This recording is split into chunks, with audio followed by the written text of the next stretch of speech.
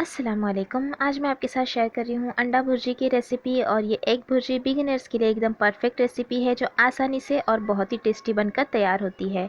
हम इसे सर्व करेंगे पाव के साथ। तो चलिए बनाते हैं ये अंडा भुर्जी की ब्रेकफास्ट रेसिपी।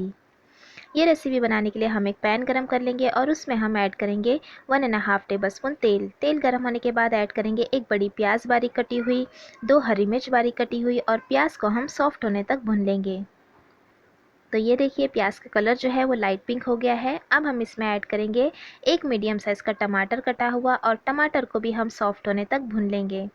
तो लो फ्लेम पर हम टमाटर को भूनेंगे ताकि टमाटर थोड़े सॉफ्ट हो जाए। तो 2 मिनट के लिए मैंने लो फ्लेम पर टमाटर को भून लिया है। ये देखिए टमाटर और प्याज अच्छे से सॉफ्ट हो गए हैं। तो अब हम इसमें ऐड करेंगे 1/4 टीस्पून हल्दी पाउडर, 1 टीस्पून कश्मीरी लाल मिर्च पाउडर और नमक ऐड करेंगे स्वाद अनुसार। मिक्स कर लेंगे और मसाले को भी हम भून लेंगे लगभग आधे मिनट के लिए।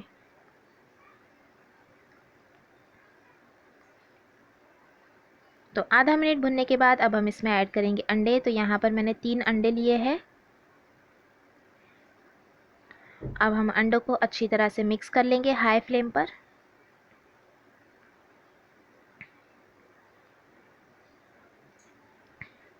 और तेल छूटने तक हम इसे हाई फ्लेम पर इसी तरह से चम्मच से भून लेंगे।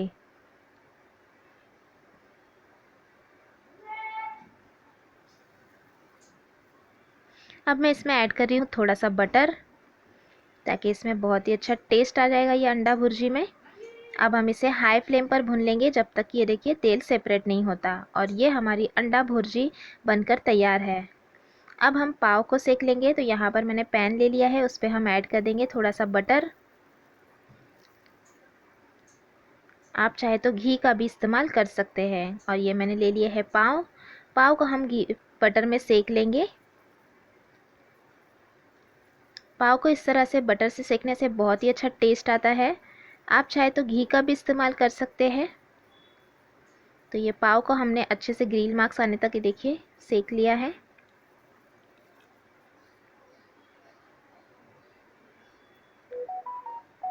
और ये हमारे पाव में अंदर से भी हमें बटर लगा लेना है ताकि अंदर भी अच्छा टेस्ट आए।